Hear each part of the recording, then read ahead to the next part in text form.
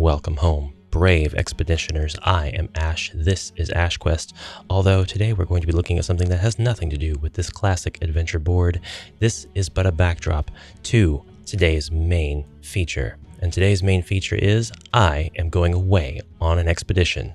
I don't know when I'll be back. It's going to be a long, arduous adventure. I'm sure you'll be in great hands while I'm gone. That's right, I present to you the Expeditionary Company Travel Guide by Rick Sohl and David Velasco. This is a massive game book with over 1,500 sections, and it is only the first of 3 game books. The Expeditionary Company is an amazingly ambitious gamebook system.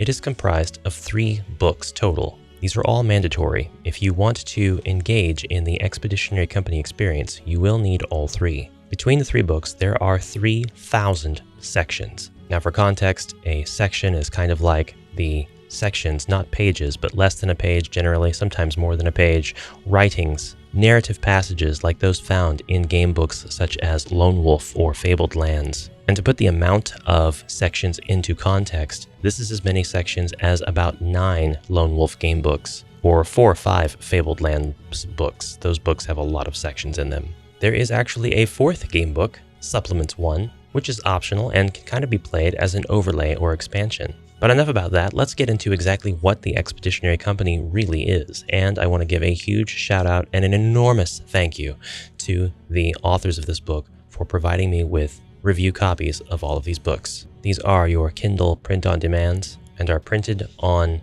a very readable, white, non-glossy paper. Unlike typical gamebook fashion, these actually do have pages. Instead of just sections, you also get the page numbers. This is probably played a little bit more like Fabled Lands than Lone Wolf, but this is truly a unique experience. The Expeditionary Company books, as you'd guess, since it's required that you have all 3, are a series of books that you actually jump between as you play. And there's very good reason for this. These are very well organized books. This isn't something that Lone Wolf, where, for example, you'll play through the entire first book, Flight from the Dark, before developing your character further and continuing your linear adventure in Fire on the Water, and then the Caverns of Kalti, and so on and so forth, until you arrive at the latest book. That is, if you haven't died during your adventure. Nor is it quite the same as Fabled Lands, where every experience is contained within its own book, but you are able to travel by means of portal or ship or other means to other lands in the same campaign, and as such end up in a completely different book, exploring a region, gaining new skills and abilities, and then traveling back to the book in which you started.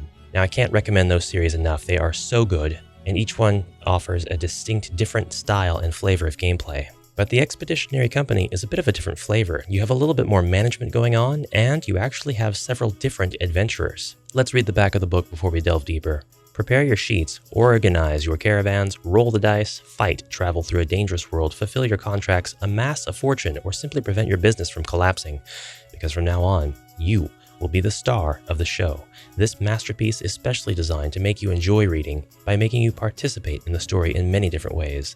The 3 volumes of this gamebook have been written by Rick Sohl and David Velasco, and they make a whole so that you will not be able to play if any of them is missing. As the owner of the so-called Expeditionary Company, your main objective will be to keep your company afloat, managing it in the best way possible, all the resources at your disposal, especially your economy. To do so, you will have to fulfill the contracts proposed by your clients, organizing caravans that travel to the requested destinations, crossing a land full of threats and dangers.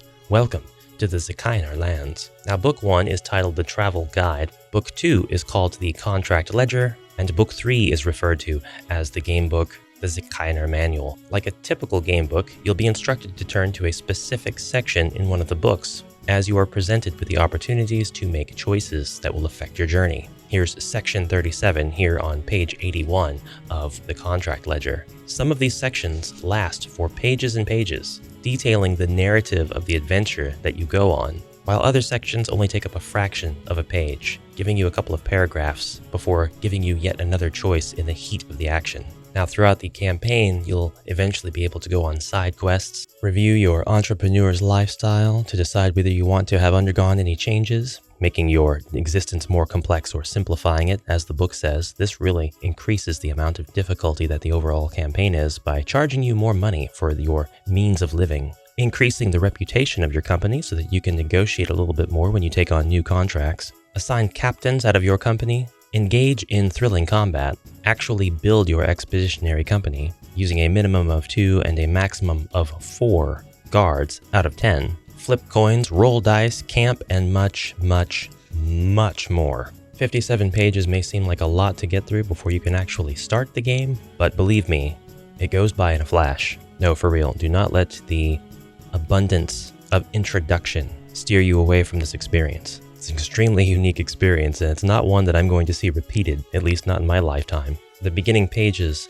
of Book 1 give us these maps. Now, you have a perfectly good blank page right here. Why couldn't you make this map bigger? Don't you know that all of your players are over the age of 14? I mean 41. The Expeditionary Company is right here, right in the center of the map. And a place that I would argue is even more important is the Last Drink Tavern, which has a designation of number 2 for some reason. It's all the way down here. Well, I'm probably going to spend all of my adventures down in the tavern. Okay, not really, but really there are so many things to do here. The 7 Seas, the butcher shop, the circus of Eberviar, Elmuria's winemaker's winery, a university, the square, the House of Good Fortune observatory, the blood-soaked sands, which I can only imagine is an arena of combat, the Golden Capital, the House of Needles, the Tower of Conquest, the races, the stables, another tavern. Oh, I didn't even see that one. And then we have the world map, as well as the roads to and from Elmuria. These are important. The symbols here indicate whether or not you're going to be traveling over plains, hills, forests, jungles throughout your caravan's expedition. And the terrain type is going to affect how long it takes you to get from point A to point B. We are told that the travel guide consists of a total of 1,546 sections, and we are given the story. That's right, there is a story to follow here, and while you have a pretty broad space in which to play your campaigns and a huge amount of customization and many different routes to go on, you've actually got a bit of a time limit before the really bad thing that happens in this universe comes to pass. Maybe this adventure is a little bit more than just protecting the economy of your business. Maybe you actually have a chance to save the world. But you will not save the world alone. You're going to need the company of guards at your disposal. And you'll get to choose exactly which guards you'd like to bring with you from the 10 that are available in this book. Each guard's got their own backstory, their life points, combat ability, commission that they're going to charge you for hiring them for this particular expedition, and terrain knowledge, which may provide bonuses depending on where you're going and how you get there. They've got special characteristics as well. These are baked characters, which means you can't customize them from the start, but you can hire as many as you can afford, up to a maximum of 4. Interestingly enough, there are actually 3 backup guards which cannot be hired unless one of your guards 1 through 10 have retired, quit, or, gods forbid, died. Some of these guards, such as Kalab here, have additional restrictions in that you cannot use her until you have completed the second journey with the Guild of Tanners and Furriers in the event that you're playing with the narrative of the contract ledger. Until these conditions are met, you cannot hire Kalab. Something pretty unique about this series, apart from all of the other things that make it really unique, is the fact that you can go visit the website huge-gamebooks.com and you'll find a bunch of downloadable materials including maps and all the sheets necessary for gameplay. There is also an original soundtrack of Expeditionary Company. There is also the original soundtrack produced specifically for this gamebook, various game modes designed for 2 players, supplements, informative videos on caravan travel, and a multitude of other surprises. I want to explain how this works just a little bit more by actually reading the first introductory paragraphs of Book 1, the travel guide. Before you start reading the rules, which we will find in the following pages, it is useful to understand the structure of this gamebook, which has more than 3,000 sections, and in this case, they're talking about all 3 of the gamebooks together because this gamebook has about half of those. However, sometimes these sections are not consecutive, as the numbering has been distributed in different groups in order to organize the whole text in a very clear and understandable way for the reader. The same applies to the division into 3 books. As you can see, although it is a single game, its text has been divided into 3 different volumes. Thanks to this, everything is much more manageable. It allows you to jump from one book to another depending on the situations you are facing at any given time. As a point of reference, the main book will be the 3rd one, known as the Zakainar Manual. In this book, you will discover your Expeditionary Company's headquarters located in Elmuria, the capital of this world. This is where you will manage all aspects related to your company. When organizing journeys, as explained in these rules, you will need to navigate to the other 2 books that together form this masterpiece. For instance, If an event occurs during one of your expeditions in a terrain categorized as swamps, you will need to refer to the book titled Travel Guide. Specifically, you will explore the sections designated for swamps, and your fate will be determined by the roll of the dice along with your decisions. So much meat on just the first page, but so understandable and so accessible. The creator actually wanted to give me the disclaimer that English is not the first language of the authors and that there may be errors from time to time in the text, but from what I have read, everything is perfectly, eloquently crafted to be very clear and concise to the reader. And if it wasn't, I would point it out. You know that I like pointing out English mistakes in things. Well, maybe I don't like it, but maybe I do. The jury's still out. I like pointing them out, I don't like finding them. Let's continue. In addition, within the Zekainar manual, you will also discover what are known as individual side quests. Yes! These quests are precisely that, a myriad of events that you will personally experience using just one of your guards. For example, during a journey, if a caravan spots some ruins in the distance, the text might present you with the opportunity to send one of your guards to explore them. At that point, you'll momentarily set aside your entire expedition and engage solely with the chosen guard, utilizing their individual character sheet. This is done in the classic style of a traditional gamebook. So just as you saw with our guards here, you would be able to take them on your expedition, load them up on the caravan, go. You might be presented with the option of going on a individual side quest, and if so, you will select a guard to send, such as Nubio here, and you will basically play yourself a little adventure, like a little portion of a Lone Wolf book. Not Lone Wolf though, you'll be playing the text adventures here that are in these books. Finally, in the contract ledger, you will find all your business relationships with guilds and brotherhoods in Elmuria. Don't worry if you find any of the information in this introduction confusing. Everything will become clear once you read the rules. I wanted to share some stuff about the story with you, presented here in the section in the first book titled Thriving When the World is on the Brink of Collapse. You are an intrepid and enterprising resident of Elmuria, on the cusp of launching your modest expeditionary company. For this reason, your deepest desire is for various guilds, brotherhoods, and travelers to enlist the security services of your convoy guards. They will escort and safeguard their caravans, cargo, and secrets, guiding them along the roads that connect the capital to other cities. Everything would seem typical up to this point if it weren't for one insignificant detail. Your home world is dying. And this, my friends, is where we really get into the fantasy aspect of it all. Until the blackout 15 years ago, when meteorites rained down and the Auric arrived, Elmuria wasn't the capital. It wasn't even particularly significant, but the Auric came here, not to somewhere else. It is true that humans on your planet, the only intelligent race, had been visited by magical creatures from other dimensions, but only occasionally, the last time being long ago. So much so that they were included in popular folklore as part of their legends. This time, however, was entirely different, because whatever came was here to stay. When the mists from the fallen meteorites arose 15 years ago, my God, you will never forget it.